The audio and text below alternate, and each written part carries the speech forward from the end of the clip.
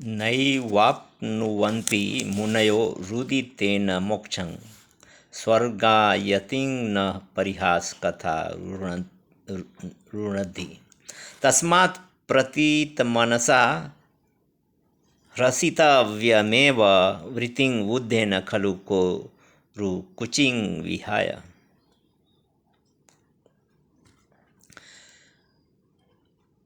मुनियों को रोने धोने से मोक्ष नहीं मिलता और स्वर्ग में जाने वालों के लिए हास परिहास करने से स्वर्ग का मार्ग भी बंद नहीं होता। अतः बुद्धिमान मनुष्यों को चाहिए कि वे मुंह बनाकर या लटकाकर बैठने की वृत्ति छोड़कर खूब हंसे और खुल के हंसे।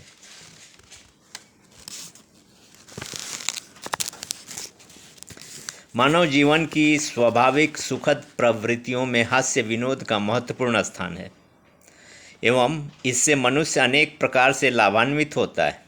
यह न केवल मनोरंजन एवं चिंता शोक तथा विषाद आदि के दूर करने के साधन हैं, अपितु इससे स्वाध्याय रक्षा वैयक्तिक तथा सामाजिक त्रुटियों के सुधार एवं स्वस्थ समाज के निर्माण में भी बहुत सहायता मिलती है। हास्य एवं विनोद के कारण मनुष्य में स्फूर्ति आती है, उत्साह बढ़ता है एवं कर्तृत्व शक्ति का भी विकास होता है। हास्य विनोद के प्रेमी जन जहाँ स्वयं आनंद का अनुभव करते हैं वहाँ दूसरों को भी आनंदित करते हैं और इसलिए समाज में उनका व्यक्तित्व विशेष रूप से आकर्षक होता है और वे अधिक लोकप्रिय होते हैं। संक्षेप में यह कहा जा सकता है कि बिना शारीरिक श्रम एवं बिना एक पैसे के व्यय के मनुष्य को सुखी प्रसन्न तथा हमेशा तरोताज़ा रखने का यदि कोई सहज साधन है तो वह केवल हास्य एवं विनोद ही है। मनुष्य की इस चिरंतन प्रवृत्ति के अस्थायित्व एवं महत्व को परख कर ही भारतीय साहित्य शास्त्र के आचार्यों ने हास्य को भी रसों में एक विशिष्ट स्थान दिया है तथा उसकी उत्पत्ति के कारणों एवं भेदों का विशद विवेचन किया है। इसके साथ ही संस्कृत के कवियों ने हास्य रस की रचनाओं का भी विपुल मात्रा में निर्माण किया है। नाटक के 10 भेदों में वाण और प्रहसन दोनों ही हास्य प्रधान रचनाएं हैं। नाटकों के दूसरे भेद वीथी के जो उद्धातक अवलगित छल एवं प्रपंच इत्यादि 13 वेद माने गए हैं, उनमें भी हास्य का पर्याप्त अवकाश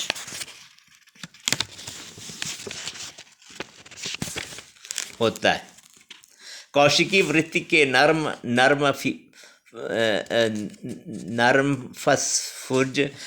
स्फोट तथा नर्म गर्भ ये चारों अंग ही भी हास्य रस के अनुरूप वातावरण के निर्माण में सहायक होते हैं। इसके अतिरिक्त समस्त नाटकों में जो विदूषक का पाठ होता है वह तो हास्य व्यंग एवं विनोद के लिए प्रसिद्ध ही है। नाटकों के अतिरिक्त काव्य कथा आख्यायिका सुभाषित श्रृंगार नीति प्रबंध एवं संगीत का विशाल साहित्य भी हास्य विनोद की पर्याप्त सामग्री से परिपूर्ण है। धर्म प्रधान साहित्य रामायण महाभारत एवं पुराण इत्यादि गंभीर चिंतन प्रधान दर्शन शास्त्र एवं महाभाष्य इत्यादि व्याकरण जैसे नीरस विषयों के ग्रंथों में भी स्थान स्थान पर हास्य विनोदपूर्ण उक्ति प्रयुक्तियों के प्रभुत उदाहरण मिलते हैं।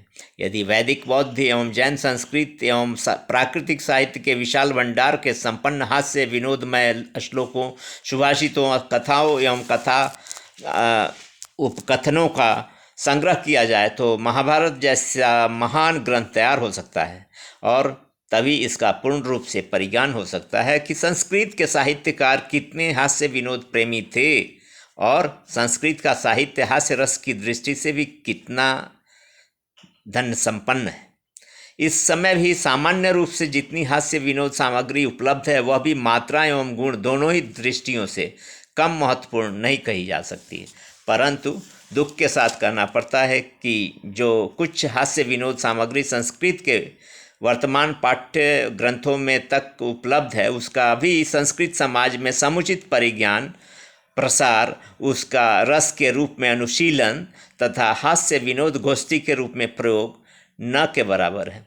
इसलिए संस्कृत साहित्य के इस मनोरंजन पूर्ण अंग से जितना हमें लाभ उठाना चाहिए, सर्वसाधारण को जितना लाभान्वित करना चाहिए तथा संस्कृत के प्रचार की दृष्टि से इसका जितना उपयोग किया जाना चाहिए वह नहीं हो रहा है। इसलिए बहुत लोगों को यह विश्वास है कि संस्कृत गंभीर चिंतन की भाषा है और इसलिए इसमें हास्य की सामग्री बहुत ही कम है, और यदि है भी तो वह उत्कृष्ट कोटि की नहीं है, बहुत ही मोटी एवं हल्की है। ऐसी स्थिति में यह परम आवश्यक है कि संस्कृत समाज में जैसे शास्त्रार्थ, वाद विवाद, भाषण प्रतियोगिता एवं नाटक आदि का आयोजन किया जाता है, उसी प्रकार कभी कभी हास्य विनोद गोष्ठी का भी आयोजन किया जाए और उसमें हास्य रस तथा उसके समस्त प्राचीन एवं नवीन वेदों पर शास्त्रीय परिचर्चा के साथ उनके उदाहरण भी प्रस्तुत किए जाएं।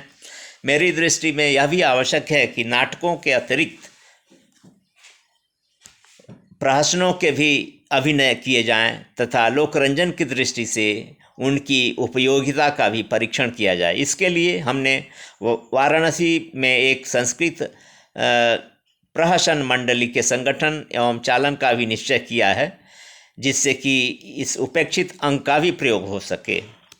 यदि संस्कृत समाज हास्य विनोदपूर्ण कविताओं के पाठ तथा प्रहसन आदि रूपकों के अभिनव का सफल आयोजन कर सके तो सर्वसाधारण में संस्कृत को पहुंचाने तथा उसके प्रति लोक रुचि उत्पन्न करने में भी बड़ी सहायता मिल सकती है। परंतु यह काम तभी हो सकता है जब इसके उपयुक्त सामग्री का संकलन प्रकाशित किया जाए और उसे सबके लिए सुलभ बनाया जाए। इसी उद्देश्य की पूर्ति के लिए हास्य विनोद सामग्री का संकलन एवं उसका प्रकाशन भी संस्कृत संस्थान का प्रमुख उद्देश्य रहा है। तदनुसार संस्कृत प्रहसनम तथा बाल विनोद माला नाम से कार्यालय द्वारा 2 पुस्तकें प्रकाशित की जा चुकी हैं, जिसमें क्रमशः हास्य विनोद पूर्ण अभिनयों, कथा, उपकथनों तथा प्रश्नोत्तर पूर्ण श्लोकों का संग्रह प्रकाशन किया गया है। इसी श्रृंखला में अब यह 3य पुस्तक प्रस्तुत की जा रही है, जिसमें संस्कृत के विभिन्न ग्रंथों से संकलित कर भिन्न भिन्न प्रकार के कुछ हास्य विनोदपूर्ण श्लोकों का अनुवाद संग्रह प्रकाशित किया जा रहा है।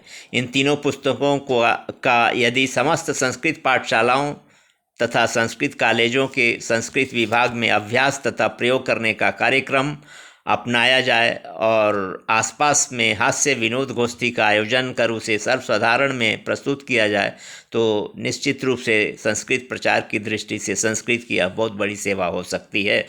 अतः संस्कृत के समस्त अध्यापकों, छात्रों और संस्कृत अनुरागी सज्जनों से विनम्र अनुरोध है कि वे इन पुस्तकों के द्वारा स्वयं आनंद उठाएं, दूसरों को भी आनंदित करें तथा संस्कृत को लोकप्रिय बनाने एवं घर घर पहुंचाने में सहयोग प्रदान करने की कृपा करें। इसके साथ ही पाठकों से यह भी निवेदन है कि इस पुस्तक में हास्य के सहकारी रूप से जो भी कुछ श्रृंगार और निंदा आक्षेप सूचक श्लोक प्रकाशित हैं, उनका वे अवसर के अनुरूप ही पाठ एवं प्रयोग करने की कृपा करें।